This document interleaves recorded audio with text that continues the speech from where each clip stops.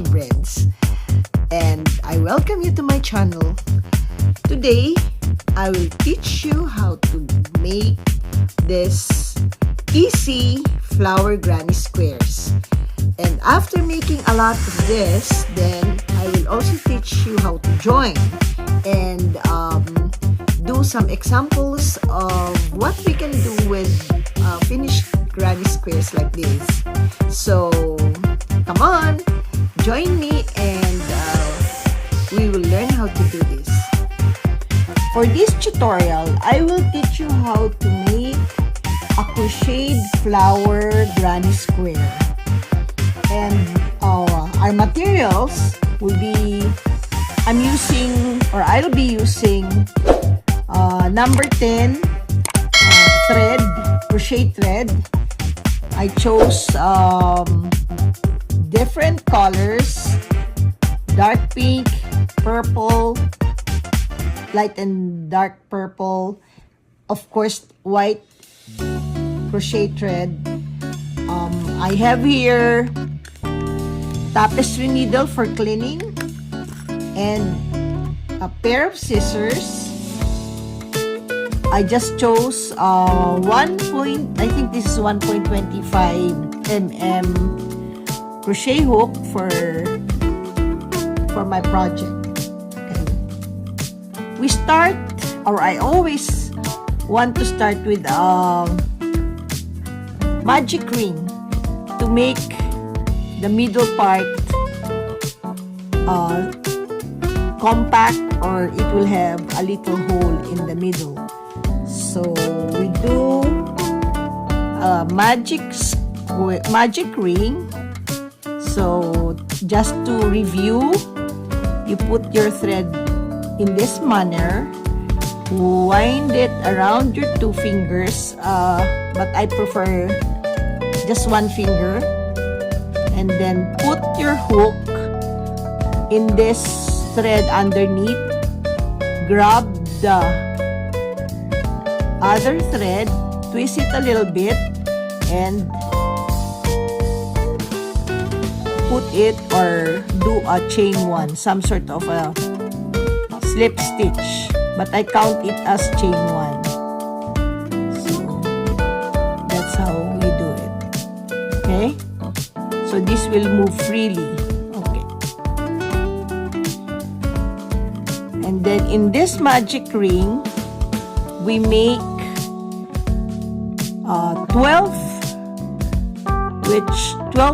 double crochet. This chain 3 counted as one double crochet, so 12. Just review counting, or count again whenever you have time, or just to review, because sometimes you are so engrossed in doing the project and you might forget or lack the double crochet. Now I have 4, 5, 6,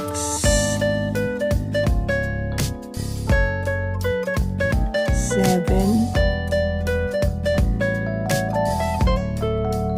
8,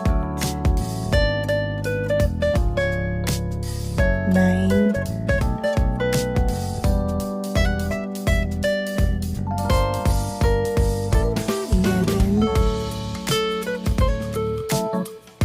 11, 12. Just to make sure, let's count it again. So 1, 2, 3, 4, 5, 6, 7, 8, 9, 10, 11, 12. Now that you're sure, you can pull this tail to close your magic ring.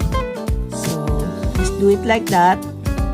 Slip stitch in the chain 3. So here, actually that's the tip of your chain 3, or the first DC double crochet that you did. So don't worry about this, it's curling inside, don't worry about that. So do a chain 1 before you rip before you cut the thread. So Then pull this tight just to close the ring. So now it's lying flat. So this is the first round. Before I do, what I do is I use a tapestry needle, put it around or sew it around this thing. But right now, I found an easier way to hide the thread. So we are on our second round. The second round will be this part. Consisted of 12 popcorns. So I will teach you how to join the next color and do a popcorn for this particular round. So in any of the space or in any of the double crochet, you can start actually, but for me, just to start and clean up at the same time, I do it on the first or the part where I join the where I close the ring. So chain.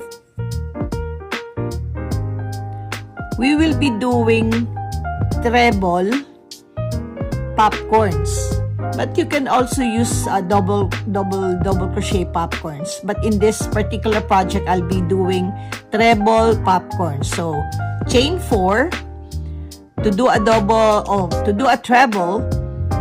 Wind, yarn over twice, and in the same space, I try to hide all the thread in that particular. So you just put it underneath your stitch. So yarn over and pull 2, yarn over, pull through 2 threads. Again, now you have 2 loops remaining. So yarn over and pull through those 2 loops. So that is 1 treble.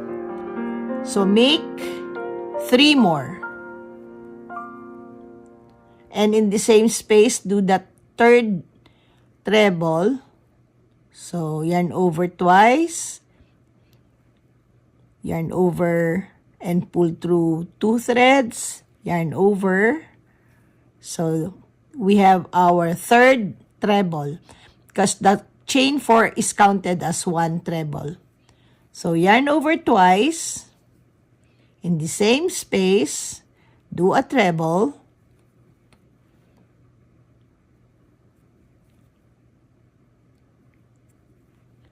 Now we have 4 trebles. So do a 5th treble in the same space. Okay. Now, after doing these 5 trebles, remove your hook from that loop, go back to your chain 4, and on the 4th chain, insert your hook and pull the loop to close your popcorn. So this is how it will look like. Okay. Then chain 2. Do the next popcorn in the next space. So at the end of this round, you will have 12 popcorns. So second, I will show it again to you how to make a popcorn.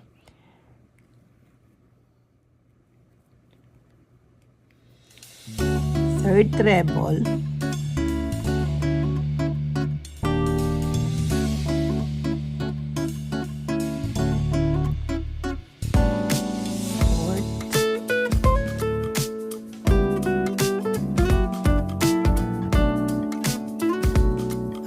Treble in the same space.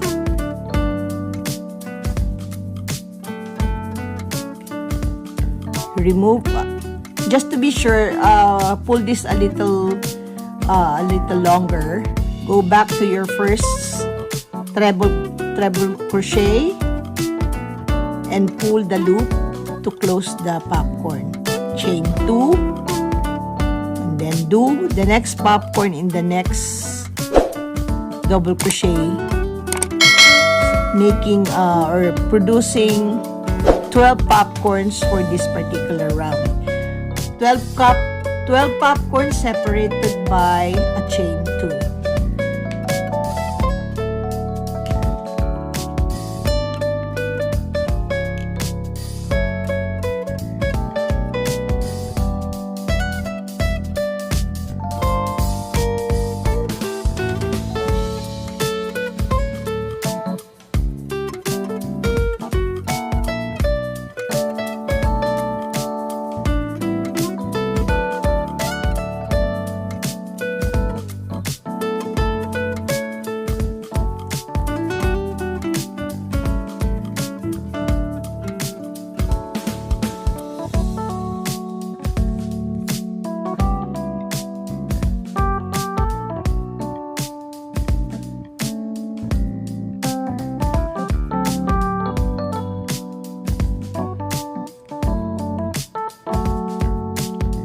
Once in a while, you have to count how many popcorns you have made, because sometimes you will not see this part and you will make a mistake.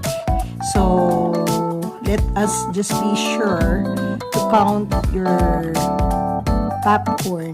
Like this one, 1, 2, 3, 4, 5, 6, 7, 8. So I need 4 more. So from here, 1, 2, 3, 4.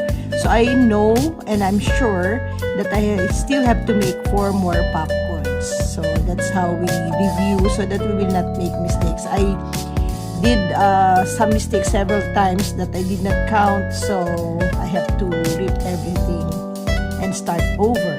So just to avoid doing that and wasting time, then we have to count. Now I am on my last popcorn, so there's only one remaining stitch here, so I put that over in that stitch.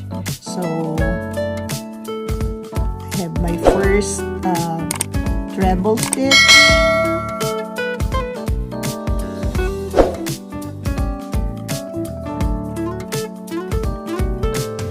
second,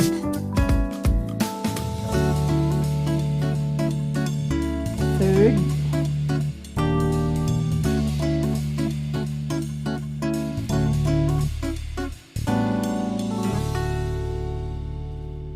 fourth,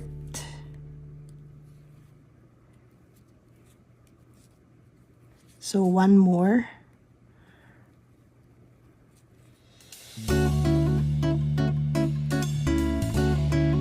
remove your hook, go to the first treble and then pull this loop, and then you have your last popcorn. Then chain 2, slip stitch at the back of this first popcorn that you did, join by using a slip stitch, chain 1 before you cut off your thread. So what I do, when doing this, you just imagine you will be going to this direction counterclockwise. So what I do is I clean the thread, or I put the thread underneath the stitches.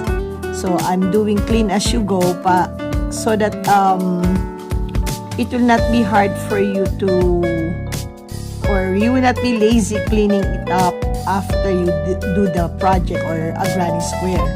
So, and this will be cleaner when you start up your, or you join your other collar. So,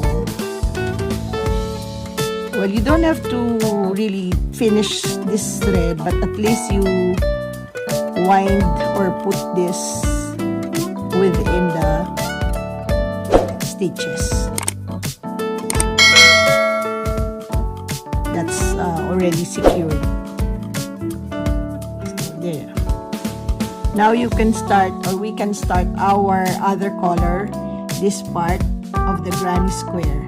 So we just do a regular granny square, but we attach the next color. In my case, I'll be using dark pink and make this granny square. So later on, after doing a lot of the squares, then I will teach you how to join. But at this point, I will teach you how to join and start to make it a square. Now we will do the granny square. So I'll be using this pink, dark pink thread. And to join, you can join in any of this chain 2 spaces. So do this.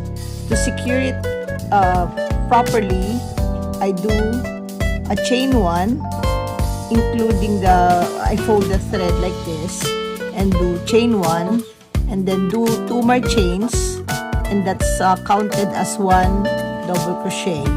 So do 2 more double crochets.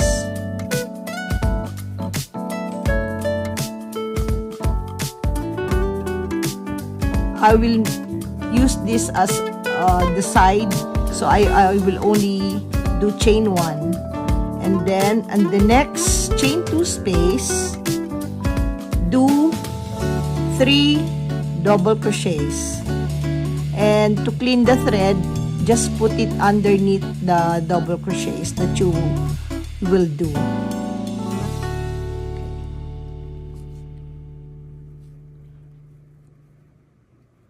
So I already have 2 shells, 1 group of 3 double crochets. Let us call it shell.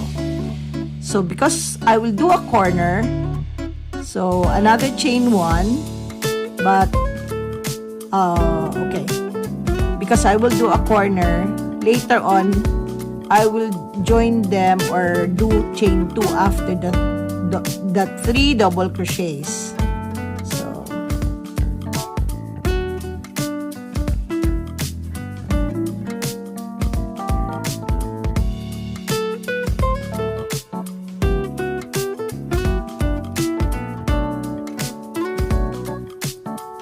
Okay, here is what I meant. Because you're doing a corner, do 2 chains. Sorry. Okay, and then in the same chain 2 space, do 3 more double crochets or 1 shell.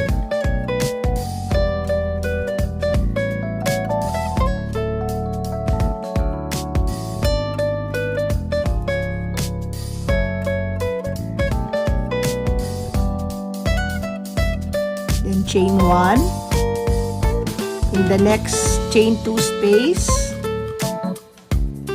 make or do 3 double crochets.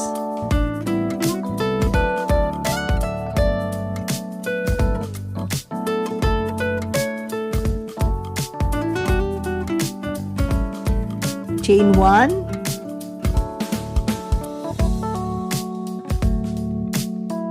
more double crochets in the next chain 2 space.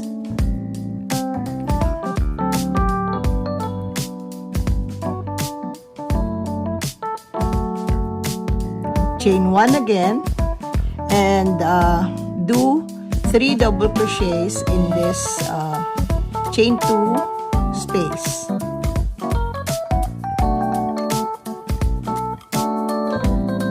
This will be a corner, so we separate the 2 shells using chain 2 and make 3 more double crochets in the same chain 2 space.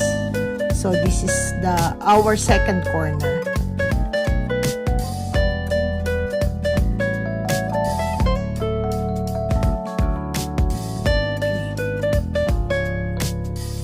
Chain 1, and then 3 double crochets again in the next chain 2 space.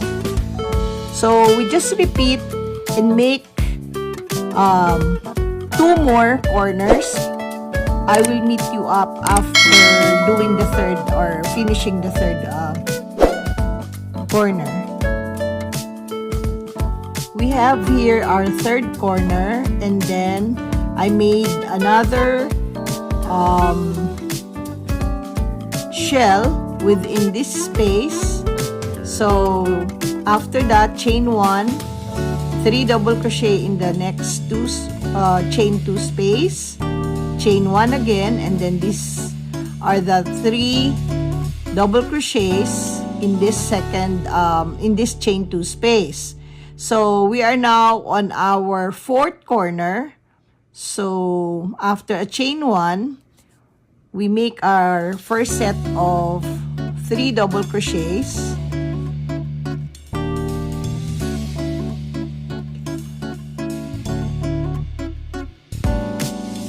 Because this is a corner, we separate the 2 shells using 2 chains.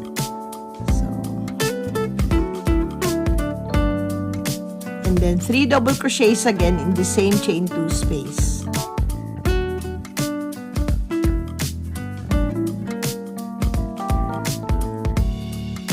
So chain 1 before you slip stitch in the first double crochet. So slip stitch.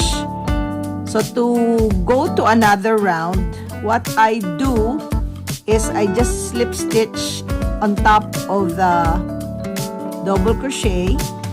So 2 slip stitches, and then slip stitch in the chain 1 space. So now we do our regular double crochet, which is chain 3, and then 2 more double crochets within the chain 1 space. So you are now doing the regular granny square. And then from the round flower, we now have a square, granny square. We now have a granny square. So we just repeat the process until another round, with the third round of doing a granny square. And I will teach you how to at least cut off or stop the granny square. I do it. You can do as much or bigger granny squares as you want. But in this case, I will just be doing 3 rounds of the granny square. So we'll do that,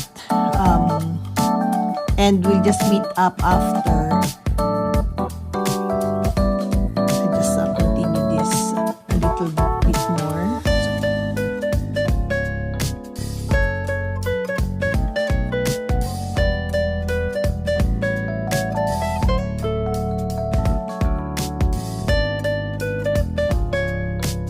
Chain 1, and this is the corner, so you just make another corner through 2 groups of 3 double crochets separated by a chain 2.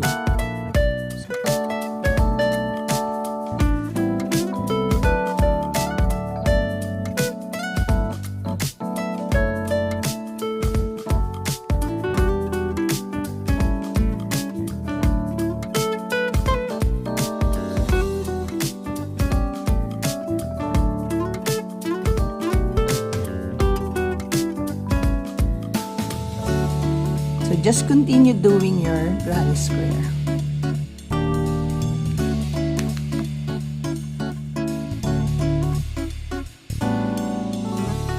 This is our fourth corner.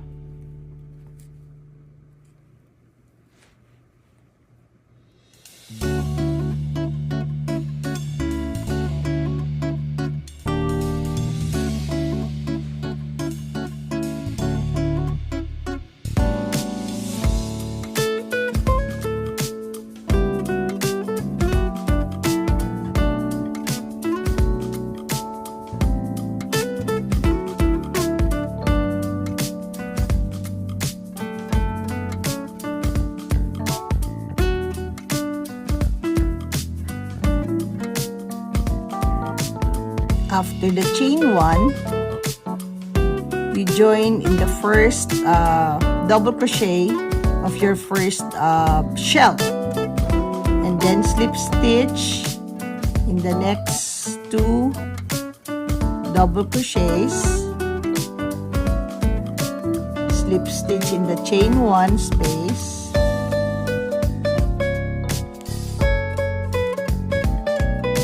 chain 3,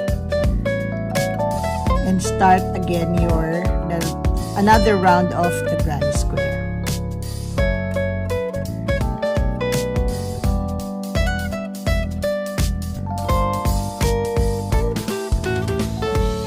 This will be our last round.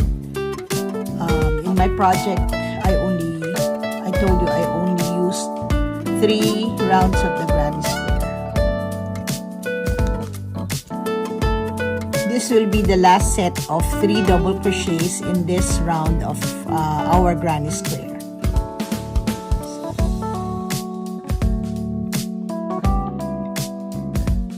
Chain 1, slip stitch in this next in the first double crochet of your first shell. So after that slip stitch, just chain 1 and cut your thread. So I will just clean this later when we are joining the granny squares. So that's it. We finish our crocheted flower granny squares. Make a lot of it and decide what project you want to do. I will teach you in another video on how to join these squares. Until next time, those who have not subscribed yet, please subscribe to my channel and make your comments and like my video. If you could share it, help me promote my video by sharing this tutorial to your friends, and always remember that just be patient in doing things, and you will do, and you can also help a lot of people. In this project, you could do a lot of things: bags, bedspreads, and small things, big things that you will be interested in doing. Thank you for watching, and if you like the video, please give me a thumbs up. And also, if you haven't subscribed yet, hit that subscribe button and the notification bell so that you will know and will be notified of my upcoming videos. To end this, always remember, smile and be happy so that you will always be pretty. Bye for now, and see you again next time.